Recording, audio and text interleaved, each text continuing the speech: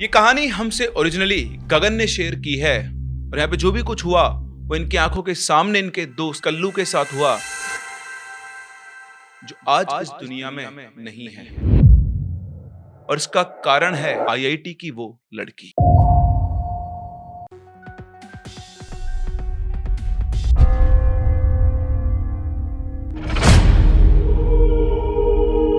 Hello everyone, खमागणी and welcome to the world of सोजागा। फिर से मैं आप लोग के सामने एक और नया रियल सुपरनेचुरल एक्सपीरियंस लेकर, जो रियल हॉरर स्टोरी है कल्लू की। इसकी लोकेशन है छान विलेज, हिसार, जो कि हरियाणा में है। गगन के जो दोस्त है कल्लू, ये ज्यादा पढ़ा लिखा नहीं था। जैसा इसका नाम है बिल्कुल ऐसा ही दिखने में भी था, काला। मेहनत मजदूरी करके ये अपना घर का और अपना खर्चा चलाया करता था। तो ऐसे ही एक रात की बात है, कालू दिन भर मेहनत मजदूरी करके अपने घर वापस आ रहा था। जब वो वापस आ रहा था तो उसके गांव की फेरी यानी गांव की बाउंड्री के बाहर एक खाली मैदान था। वहां पर एक शादी हो रही थी। अब गांव में तो देखो सब एक दूसरे को जानते हैं, तो शादी में सब लोग एक दूसरे के चले भी जाते हैं। तो कालू जब रास्ते से आ रहा था उसे लगा कि यार उसके दोस्त भी यहीं पर होंगे और थोड़ा थका गया दिन भर मेहनत करके, कुछ खा पी लूंगा। ये सोचकर वो भी उस शादी में चला गया। वहां पहुंचकर उसने खाया पिया, दोस्तों से मिला और वापस लौटते टाइम उसने कुछ हलवा और 2 गुलाब जामुन एक प्लास्टिक की थैली के अंदर पैक करवा लिए और घर की तरफ वापस निकल पड़ा। अब कालू के अपने घर पहुंचने के लिए जो रास्ता था उसके पास 2 ऑप्शन थे। एक वो रास्ता जो गांव के अंदर से गलियों से होकर जाता था और वो रास्ता लंबा था। और जना वो बताया, कालू पहले दिन भर के काम से थक चुका था, तो उसने सोचा कि यार क्यों ना मैं नहर के पास वाले से रास्ते से ही चला जाता हूँ। तो वो जो शादी चल रही थी इस मैदान में, उस मैदान से थोड़ा पास में थोड़ा सा आगे जाके वो नहर थी और नहर के सहारे सहारे चलते हुए अगर कालू पहुंचता तो बहुत जल्दी अपने घर पहुंच जाता और वहीं से उसके घर की गली निकल जाती। तो ये सोचकर कालू ने डिसाइड किया कि वो नहर वाले रास्ते से जाएगा, नहर की ठंडी ठंडी हवा भी खा लेगा और घर भी जल्दी पहुंच जाएगा। अब यहां से कालू के घर की गली तक का जो रास्ता था, नहर का रास्ता ऐसा सच बंद था, कोई उस पे ज्यादा लोग जाया नहीं करते थे, क्योंकि सिस्टम कुछ ऐसा था कि ये जमीन है, उससे नीचे नहर है, तो बीच में से खाई जैसा स्लोप बन जाता था। एक कच्चा रास्ता था। नहर के इस तरफ वाले रास्ते पर स्ट्रीट लाइट्स लगी हुई थी, लेकिन वो मोस्टली खराब ही रहती थी, कभी जलती थी कभी नहीं जलती थी। इसके अलावा उस रास्ते को गांव वाले रात में वैसे भी अवॉइड किया करते थे। कई बार जब लोग उससे गुजरे थे तो उन्होंने यहाँ पे देखा था, कभी यहाँ पर मांस के टुकड़े, कभी गंदा कपड़ा, कभी बकरे की कलेजी, ये सब और कुछ तांत्रिकों के सामान मिला करते थे। उसके साथ साथ नशेड़ियों का भी डर रहता था। पर कालू को इन सब से कोई फर्क नहीं पड़ता था और इन सब बातों को कालू इग्नोर किया करता था।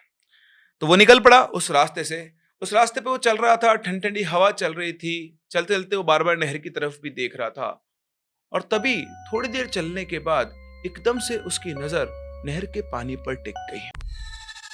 उसे नहर के उस पानी में कुछ पानी में तैरता हुआ दिख रहा था। जो कुछ भी उसको तैरता हुआ दिख रहा था वो नहर के इसी साइड था।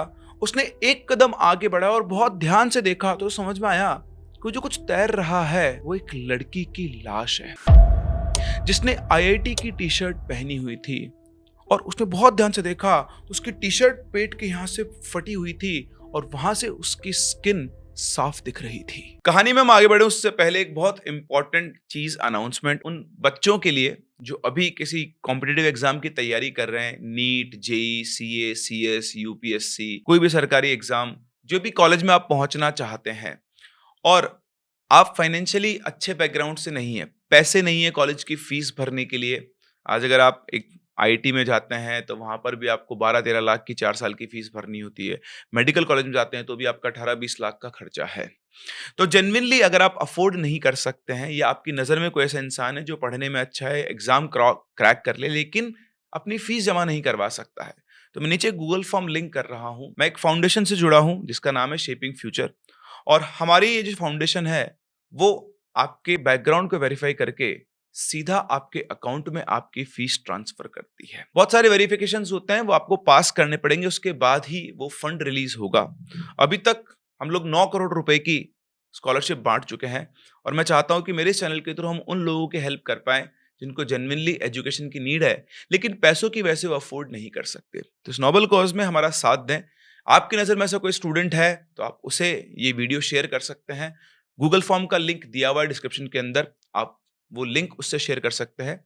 पर्सनली मैं इसको मॉनिटर करूंगा और हमारी टीम आपसे कनेक्ट करेगी। अगर आप एक जेन्युइन कैंडिडेट हैं तो आपकी पूरे कॉलेज की रहने, खाने और फीस का इंतजाम हमारी ये फाउंडेशन करेगी। मैं आपको बता दूं, ये कोई एनजीओ नहीं है, ये रजिस्टर्ड नहीं है, इसका कोई बैंक अकाउंट भी नहीं है।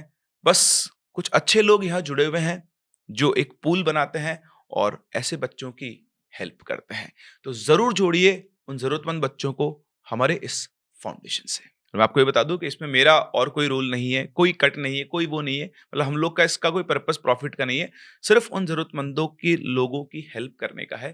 तो आप भी इस नोबल कॉज में हमारा साथ दीजिए। मतलब ऐसा लग रहा था कि जिन्हें चाकू से उसके पेट में डालकर काट दिया हो उसको। और जैसे ही कालू को ये समझ में आया कि वो जो देख रहा है वो एक लड़की की लाश है, इतनी रात में जैसे लाश दिखाई दी, वो बुरी तरह से घबरा गया और घबराहट की वजह से वो हलवा और मिठाई वहीं के वहीं छूट गए। अब जिस जगह पर उसने उस लाश को देखा, उसके घर की गली वहां से करीबन 200-250 मीटर दूर थी। उसने बिना कुछ सोचे दौड़ लगा दी और जितनी तेजी से घर तक पहुंच सकता था पहुंचा और घर की दीवार को फांद कर वो सीधा अपने घर के अंदर घुस गया। घर में पहुंचकर उसने फटाफट से खुद को संभाला, पानी वानी पिया, लेकिन घर वालों को बिना कुछ बताए वो चुपचाप जाकर सो गया। अगले दिन जब वो सुबह सोकर उठा तो उसने देखा कि गांव के लोग इकट्ठा हो गए हैं और पुलिस की गाड़ी सरपंच के घर के वहां खड़ी हुई है। वहां गांव के सभी लोग खड़े हैं और कोई ना कोई मसला वहां पर हो गया है। वो भी अपने पापा को लेकर उसी जगह पर पहुंचा।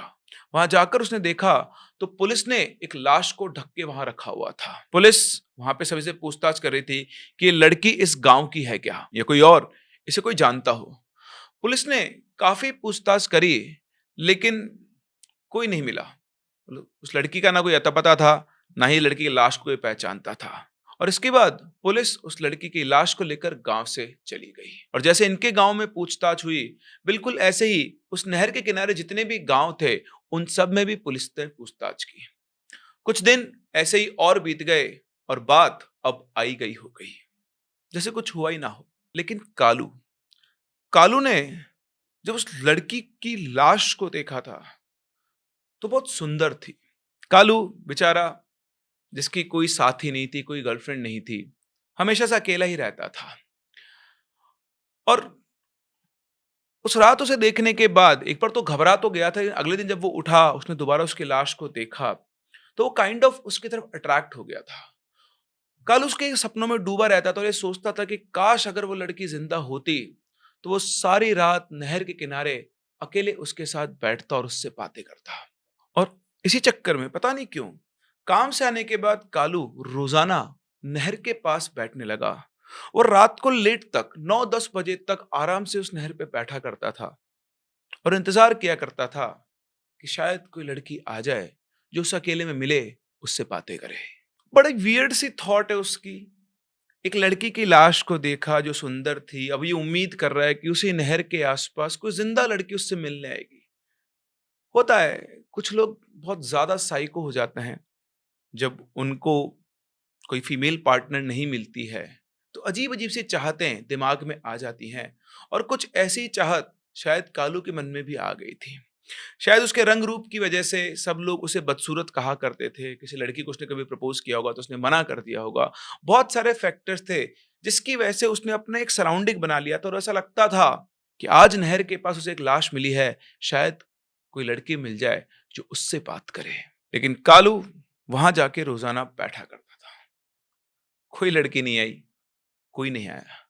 लेकिन एक दिन जब वहां पर बैठा हुआ था तो पीछे से एक बुलंद आवाज आई, ओए यहाँ क्या कर रहा है? पीछे घूमकर उसने देखा तो पुलिस का एक कांस्टेबल गाड़ी से उतरकर खड़ा हुआ था और वो कालू को ही घूर रहा था। उसने जवाब दिया कि साहब मैं तो पास के गांव में ही रहता हूँ, यहाँ बस ऐसे ही बैठा हुआ था, घूमने आता हूँ रात को तो बैठ जाता हूँ। उसकी बात सुनकर पुलिस वाला गुस्से में आकर बोलता है, अबे साले मैंने भी दुनिया देखी और तुझसे बहुत देखे हैं, क्या कर रहा है यहाँ पर, सच सच बता। अब पुलिस वाले को तो प्रॉपर शक था कि रात के टाइम पर इस रिमोट लोकेशन में जहां कोई आता जाता नहीं है, ये अकेला तो क्यों बैठा होगा, ये जरूर कुछ ना कुछ लफड़ा कर रहा है। कालू कुछ और बोलता उससे पहले पुलिस वाले उसको पकड़ के खूब थप्पड़ मारे।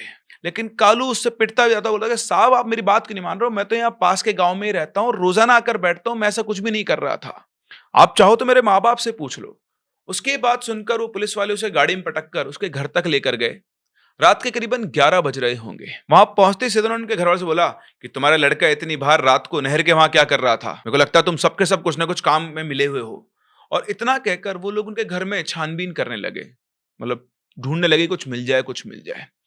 ये सब होते देख कालू के पापा ने सरपंच को कॉल लगाया और सरपंच की बात पुलिस से करवाई। तो सरपंच ने पुलिस को और कालू के पापा दोनों को ही सरपंच के घर पर बैठक में आने को बोला। ये लोग सरपंच के घर पहुंचे तो कालू के पापा ने उनसे कहा कि सरपंच साहब, हमारे बेटे को पुलिस ने पकड़ लिया है। आप तो जानते हैं हम तो मेहनत मजदूरी करके अपनी जिंदगी गुजारा करते हैं, बचा लो मालिक। ये लड़का तो रोज मजदूरी करके आता है, इसने कोई गलत काम नहीं किया है। इधर पुलिस ने भी उस टाइम उनके घर की हालत देख ली थी, कुछ ज्यादा अच्छी नहीं थी। पूरा घर भी छान लिया था, उन्हें कुछ भी नहीं मिला था। तो सरपंच ने पुलिस वालों को समझाया, उनसे बात करी कि भाई देखो, गांव के गरीब लोग हैं, ये लड़का कोई क्रिमिनल नहीं है, आप इसे छोड़ दो, ठीक है, और आज के बाद दोबारा कभी ये उस तरफ नहीं जाएगा। पुलिस वालों ने भी कालू को वार्निंग देकर छोड़ दिया कि आज के बाद अगर तू उस नहर के आसपास भी दिखा तो फिर चाहे कोई भी आ जाए, सरपंच साहब आप भी आ जाओ, हम इस लड़के को छोड़ेंगे नहीं। और इतना कहकर पुलिस वाले वहां से चले जाते हैं। कालू के माँ बाप सरपंच के पैरों में गिरकर उनका शुक्रिया अदा करते हैं। कालू ने भी सबसे माफी मांगी और उसके अगले दिन कालू नहर पर नहीं गया। लेकिन अगले ही दिन पूरे गांव में एक खबर फैल गई कि वो पुलिस वाला जिसने कालू को पीटा था उसकी मौत हो गई है, और वो सब इंस्पेक्टर जिसने कालू को धमकी दी थी उसे पैरालिसिस का अटैक आया है।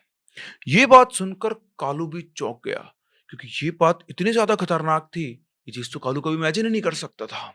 उसे समझ में नहीं आ रहा था कि ऐसा कैसे हुआ, उसे क्या, पूरे गांव में किसी को समझ में नहीं आ रहा था, और सब लोग कालू को अलग सी नजरों से देख रहे थे। अब कालू बेचारा परेशान हो, बोला भाई मैंने किसी का कुछ नहीं किया है, मुझे क्या पता उसकी मौत कैसे होगी, उसको पैरालिसिस का अटैक कैसे आ गया। लेकिन मन ही मन उसके दिमाग में भी सवाल घूम रहे थे कि आखिर ऐसा कैसे हो गया।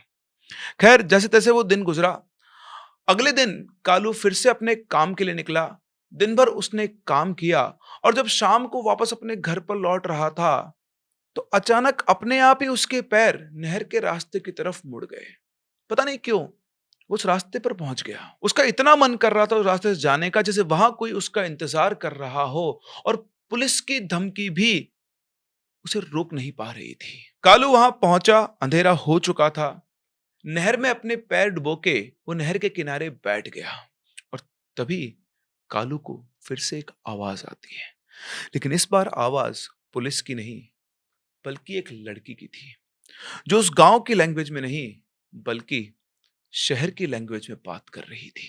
कालू ने पीछे घूम के देखा तो उसके पैरों तले जमीन खिसक गई। उसके पीछे थोड़ी दूर पर एक लड़की खड़ी थी, एक लड़की जिसने आईआईटी की टी शर्ट पहनी हुई थी। उसने ऊपर उसके चेहरे पर देखा तो ये वही लड़की थी जिसकी लाश उसने उस दिन नहर में तैरते हुए देखी थी, और अगले दिन सुबह गांव के चौपाल पर देखी थी। लेकिन आज उसकी टी शर्ट फटी हुई नहीं थी, उसके पेट पर कोई घाव नहीं था, और वो बिल्कुल नॉर्मल लड़की की तरह उसकी आंखों के सामने खड़ी थी। वो कंफर्म था कि ये वही लड़की थी जिसे उसने मरे हुए देखा था। और इसको देखते ही कालू घबरा गया और उसकी बोलती बंद हो गई। कालू की ऐसी हालत देखकर उस लड़की ने कालू से कहा, तुम डरो मत, मैं तुम्हें कुछ नहीं करूंगी। इतना कहते ही वो एक पलक झपकते ही वहां से गायब हो गई। और जैसे वो गायब हुई, कालू समझ गया कि ये उस लड़की की भटकती हुई आत्मा है, और वो सीधा वहां से उठकर भाग गया। और वो भाग के घर तो पहुंच गया, लेकिन आप समझ सकते हैं जब आप किसी की आत्मा को अपनी खुली आंखों से देख कर आए तो बार बार आपके सामने घूमेगी। वो लड़की बार बार कालू के दिमाग में घूम रही थी। वो चाहकर भी उसको इग्नोर नहीं कर पा रहा था। सबकॉन्शियसली वो उस लड़की से अट्रैक्ट या फिर अटैच हो चुका था।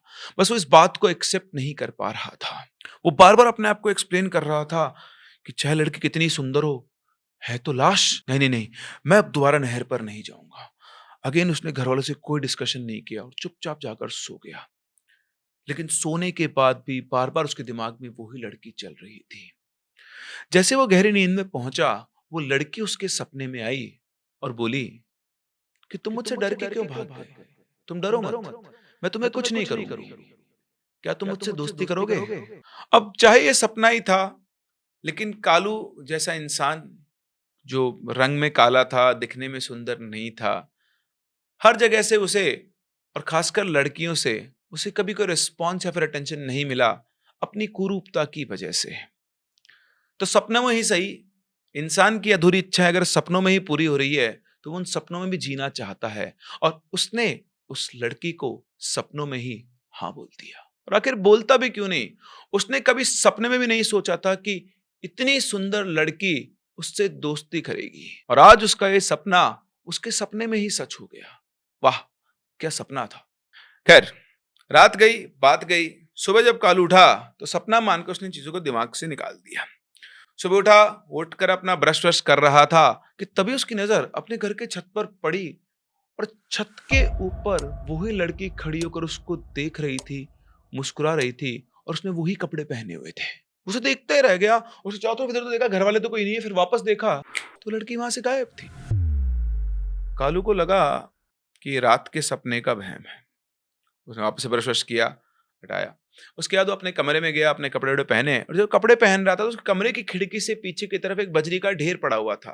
कपड़े पहनते पहनते उसकी नजर खिड़की से पड़ी तो बजरी के ढेर पर वो लड़की खड़ी हुई थी और वो फिर से कालू की तरफ देखकर मुस्कुरा रही थी। कालू घबरा गया। वो भाग के खिड़की के पास पहुंचा, लेकिन वहां पर कोई भी नहीं था। फिर उसने अपना सामान टिफिन विफिन पैक करवाया घर से और अपने काम के लिए निकल पड़ा। रास्ते में भी उसे लड़की 2-3 बार दिखाई दी और हर बार वो उसे देखकर एक नोटी सी स्माइल दे रही थी। शुरू शुरू में तो कालू डरा, लेकिन फिर उसने मन ही मन ये सोचा कि दिखती है तो दिखने दे, मेरा कौन सा कुछ कर रही है, दिखने दे। और अब उसने वो दिखती तो उसने घबराना या उसके ऊपर ध्यान देना बंद कर दिया। वो भी उसको देखकर उसकी तरह स्माइल कर दिया करता। तो भाई कालू ने उसको इग्नोर ना करना तो शुरू कर दिया, मतलब ठीक है दिख रही है तो दिखने दो। लेकिन बरसों से सूखी जमीन पर बारिश की बूंदें गिरने वाली थी और यहां से शुरू होने वाली थी कालू और आईआईटी की उस लड़की की लव स्टोरी। कालू ने जिस दिन से ये मान लिया था कि दिखती है तो दिखने दो, सब नॉर्मल है, उसी रात को वो लड़की उससे मिलने उसके कमरे में आई और आकर वो उससे कहती है, तुम मुझसे मिलने क्यों नहीं आए नहर पे? कितने दिन हो गए हैं तुम्हें? मैं हर रोज वहां पर तुम्हारा इंतजार करती हूँ, लेकिन तुम आते नहीं हो और इसीलिए आज मैं खुद तुम्हारे पास आ गई। कालू तो आज नॉर्मल के, हाँ ठीक है आ गई ना, आओ बैठो। और पूरी रात वो दोनों एक दूसरे से बातें करते रहे। कालू तो मतलब मान लो इंतजार में था। वही थोड़ी दिन के बीच में बातचीत हुई और कालू ने उसको प्रपोज कर दिया और बोला कि अब एक काम करो, तुम मेरी गर्लफ्रेंड बन जाओ। उस लड़की ने कहा कि तुम मेरे बारे में कुछ नहीं जानते, ना मेरा नाम ना मेरा घर, लेकिन फिर भी तुम मेरे बॉयफ्रेंड बनना चाहते हो। कालू ने कहा हाँ हाँ मुझे पता है तुम जिंदा नहीं हो। तुम उस दिन नहर में मुझे तुम्हारी लाश दिखी थी, मुझे सब पता है, और क्या जानना है इससे ज्यादा। तो लड़की हंसती उसकी तरफ देखती बोलती है, अच्छा वैसे एक बात बताऊं, जिस दिन तुमने मुझे देखा था उस दिन नहर में, मुझे तो तुम उसी दिन पसंद आ गए थे और तब से बस मैं तुम्हारा ही इंतजार कर रही थी कि तुम वहां पर आओ और मैं तुमसे मिलूं। अब कालू को बिल्कुल क्लियर था कि भाई ये वो जिससे मिल रहा है, जिसको अपनी गर्लफ्रेंड बना रहा है, वो कोई जिंदा इंसान नहीं है, वो उसी लड़की की आत्मा है जिसकी लाश उसने नहर में देखी थी। Can you believe it? Frustration का लेवल। कालू को कोई फर्क नहीं पड़ता था कि सामने जो है वो एक आत्मा है, उसे तो बस अपनी मेंटल और फिजिकल नीड्स पूरी करनी थी। कालू का प्रपोजल एक्सेप्ट हो गया और दोनों फिजिकली अट्रैक्ट हो गए और साथ ही साथ इंटीमेट भी हुए।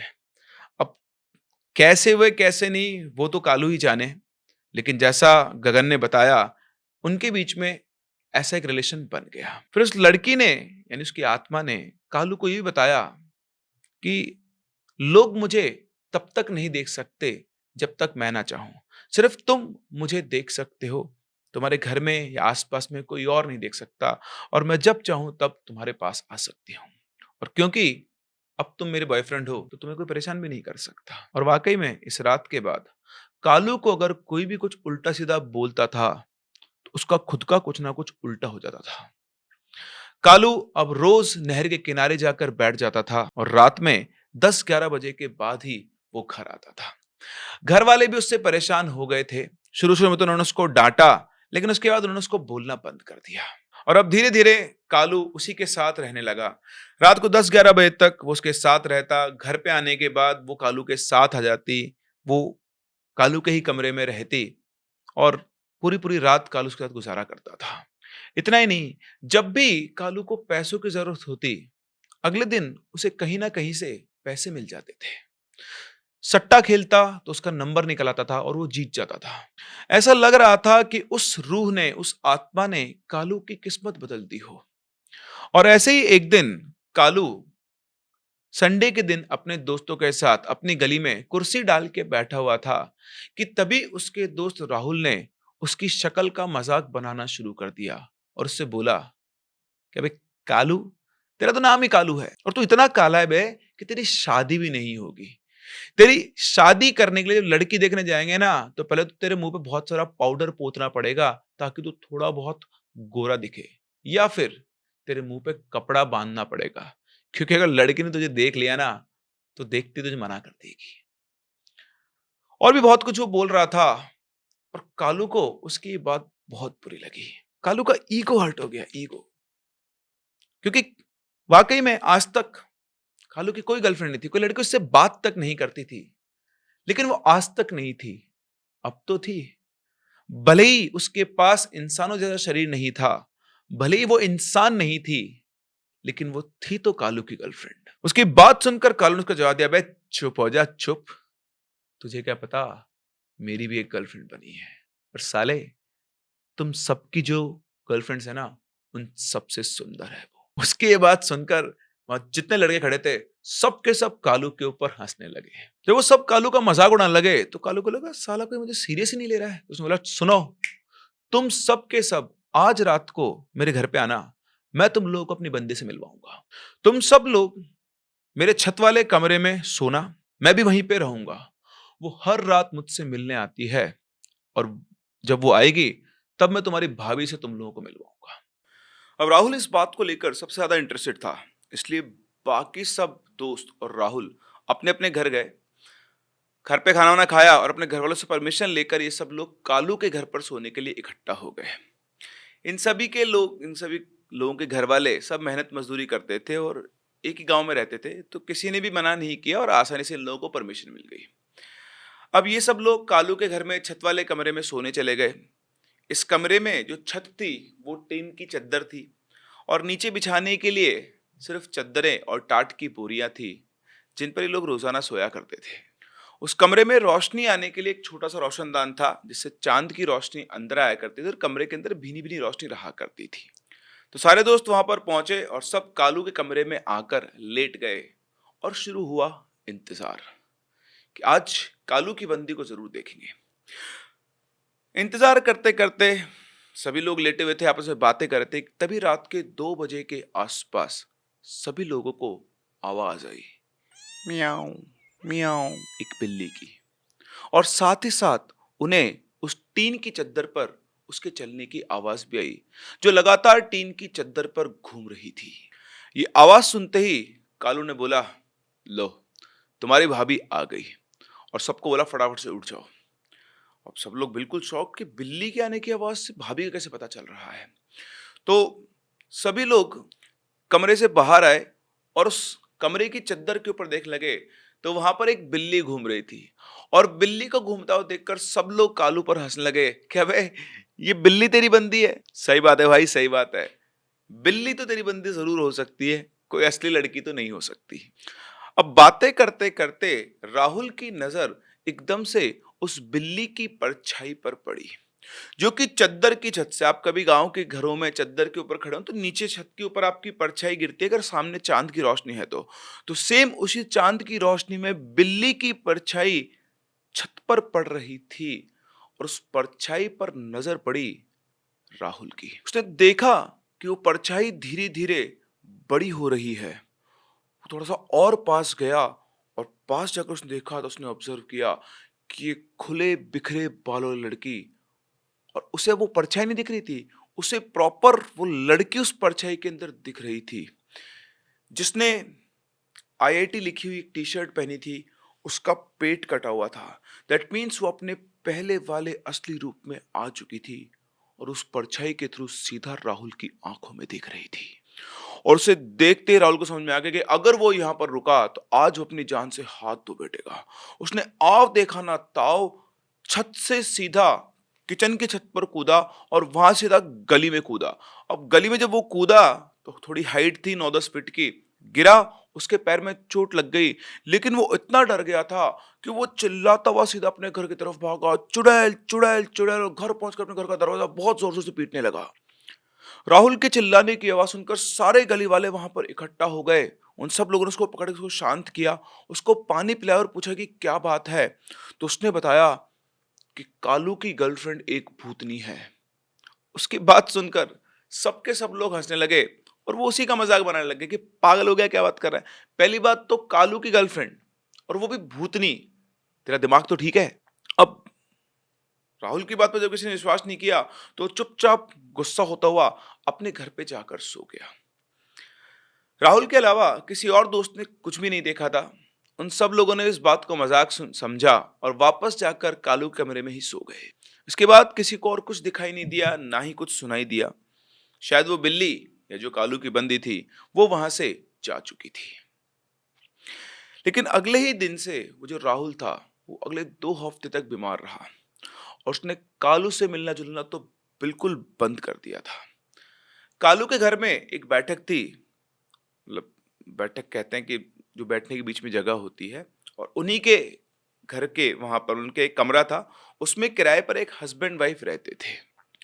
हस्बैंड का नाम था मदनू और वाइफ का नाम था पम्मी। तो कालू वहीं बैठक पर बैठा हुआ था, मदनू और पम्मी भी वहीं पर थी।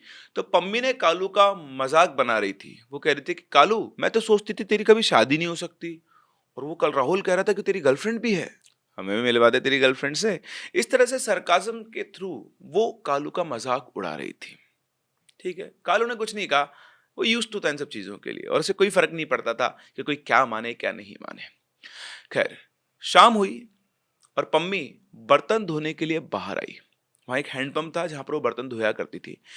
हैंडपंप के नीचे वो बर्तन धोने बैठी और जैसे उसने बर्तन रखे, हैंडपंप से थोड़ा सा पानी अपने आप गिरने लगा, जैसे किसी ने एक बार हैंडल को दबाया हो। कभी आपने हैंडपंप का एक बार हैंडल दबाया तो थोड़ा सा पानी निकलता है।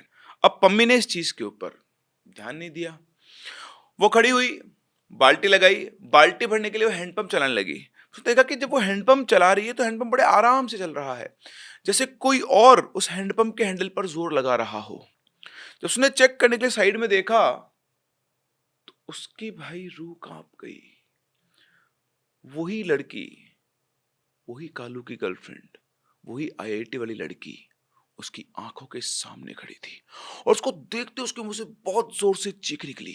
उसकी चीख सुनकर मधु भी भागता हुआ वहां पर आया और जैसे वो वहां पर आया, उसको भी वही लड़की सामने खड़ी हुई नजर आई और दोनों मियां बीवी थर थर थर थर कांप लगे और सीधा वहां से भाग गए। और उनको इतना डर लगा कि अगले 5-6 दिन तक वो वापस से कालू के घर में नहीं आए, पड़ोस के घर पर ही रह रहे थे, वहीं पर खा पी रहे थे। और उनके साथ हुए इस इंसिडेंट के बाद और राहुल के साथ हुए इंसिडेंट के बाद अब गली वाले भी मानने लग गए थे कि कुछ ना कुछ तो गड़बड़ है। और ऐसा हुआ भी। अब सिर्फ इन तीनों को नहीं, गली के कई लोगों को, जब कालू रात को सो जाता था, किसी किसी रात को उस लड़की से नहीं मिलता था, तो छत पर पत्थर फेंकने की आवाज आती थी। और ना सिर्फ कालू के घर पर बल्कि अड़ोस पड़ोस के घरों पर भी, छतों पर, क्योंकि सबकी टीन शेड्स की वो थी छतें, उन पर जाकर पत्थर गिरते थे और वो पत्थर आंगन में प्रॉपर गिरते थे। ऐसा लगता था कि वाकई में वहां पर पत्थर फेंक रहा है। पत्थरों की आवाज लगातार आती थी, लेकिन गली में किसी की हिम्मत नहीं होती थी कि ऊपर जाकर देख ले। एक बार पड़ोस के एक अंकल ऊपर देखने गए। रात को 1 बजे कालू की छत पर शायद उन्हें भी वही लड़की नजर आई होगी, क्योंकि उस रात क्या हुआ ये बताने के लिए वो अंकल अपने होश में नहीं बचे। उसी रात वो कोमा में चले गए। अब जब चीजें इतनी बढ़ने लगी तो गली के लोगों ने कालू के परिवार से कहा कि तुम्हारे बेटे ने जरूर कोई काला जादू, कोई तांत्रिक क्रिया की है और एक भूतनी को अपने साथ पाल रखा है। ये हमें परेशान कर रही है, इसको किसी अच्छे पंडित को दिखाओ। गांव वाले सरपंच के पास भी पहुंच गए, उसको भी सारी बात बता दी। सरपंच ने भी कालू के माँ बाप को बुलाकर उन्हें समझाया कि किसी अच्छे भगत को, बाबा को या पंडित को दिखा लो, वरना तुम्हारे लड़के की जान भी जा सकती है। पहले तो इनके माँ बाप भी चीजों को लाइट ले रहे थे, लेकिन जब सारा माजरा इनके माँ बाप को समझ में आया और लगा कि वाकई में गड़बड़ हो गई है, तो कालू के पापा अपनी बाइक पे कालू को बिठा के उनके गांव के बाहर के मंदिर वाले पंडित जी को दिखाने के लिए ले जा रहे थे। वो पंडित जी तक पहुंच पाते कि तभी आधे रास्ते में बाइक पर बैठे कालू की गर्दन एकदम से मुड़ गई, जैसे किसी ने हाथों से पकड़ के उसकी मुंडी को घुमा दिया हो, और वहीं ऑन द स्पॉट कालू की डेथ हो गई। लेकिन सिलसिला यही नहीं रुका। उसके बाद उसके घर में जो बचा था वो था उसका एक 16 साल का छोटा भाई और एक बड़ा भाई। उसके भाई को राह चलते एक गाड़ी वाले ने टक्कर मार दी। उसके शरीर का नीचे का पूरा हिस्सा जो था उसमें गहरी चोट लगी और उसमें पैरालिसिस हो गया, और तब से वो बिस्तर पर ही पड़ा है। इससे बुरा उसके साथ क्या हो सकता है कि उसके जो प्राइवेट का पार्ट थे उसकी नस कट चुकी थी। कालू के पापा लगातार दारू पीने लगे और कहीं भी गली में सो जाते। उसका बड़ा भाई हमेशा किसी न किसी जुर्म में जेल में चला जाता। सिर्फ उसकी माँ सही सलामत बची थी, जो पूजा पाठ करती थी, और इसीलिए शायद उन पर कोई असर नहीं हुआ। वो रूह आज तक पकड़ी नहीं गई है, वो वहीं पर भटक रही है, और लोग कहते हैं कि कालू को मारने के बाद उसकी ताकत शायद और बढ़ गई होगी। हो सकता है वो अभी भी उसी नहर के आसपास घूम रही हो। असल में उस लड़की की जो आत्मा थी वही कालू को अट्रैक्ट कर रही थी और उसे रोज उस नहर के पास सुनसान इलाके में खींच रही थी, ताकि मौका देख के वो उससे इंटरेक्ट कर सके। वरना आप खुद सोचिए ना, कोई इंसान किसी सुनसान जगह में किसी लड़की के आने की उम्मीद कैसे कर सकता है। और उस रात जब कालू शादी में से आ रहा था, उसके हाथ में वो मीठा था और उसने वो लाश देखी। शायद उसी मोमेंट पर वो लड़की की आत्मा कालू से अटैच हो गई। शायद इसीलिए हमारे बड़े बुजुर्ग कहते हैं कि रात के टाइम पर सुनसान जगह से मीठा लेकर या फिर नॉनवेज लेकर नहीं निकलना चाहिए। कालू इन सब बातों विश्वास नहीं करता था। और दूसरी बात, कालू का जो फ्रस्ट्रेशन लेवल था वो एक अलग लेवल पर जा चुका था। अपने आसपास के सोसाइटी का प्रेशर, दोस्तों का प्रेशर, टीनेज उम्र के अंदर लोगों को ऐसा लगता है कि कोई उनकी फ्रेंड या गर्लफ्रेंड होनी चाहिए, और इस मेंटल साइकोलॉजी से कालू बहुत परेशान था। और इस वजह से उसने ये भी नहीं सोचा कि वो एक लड़की नहीं बल्कि एक डिसएम्बॉडीड फिगर या फिर एक नेगेटिव एनर्जी के साथ, एक आत्मा के साथ अपने आप को जोड़ रहा है। और सबसे खास बात ये थी कि उस एंटिटी ने कालू की परमिशन के साथ ही उसकी लाइफ में एंट्री ली, वरना शायद वो कालू के साथ इतना इन्वॉल्व नहीं हो सकती थी। और जब कालू को पंडित के यहाँ ले जाया जा रहा था तो समझ में आ गया था कि उसे कालू से दूर करने की कोशिश की जा रही है, और उसने किसी को भी ये मौका नहीं दिया, और शायद कालू को अपने साथ लेकर निकल पड़ी। हो सकता है उस नहर के पास अब वो लड़की और कालू दोनों रहते हो, और अब कालू को अपनी गर्लफ्रेंड मिल गई। लेकिन क्या ये उसकी सही कीमत थी? अपने व्यूज हमें कमेंट सेक्शन में जरूर बताएं। हम लोग मिलते हैं अपनी अगली कहानी में। तब तक के लिए keep loving and keep listening.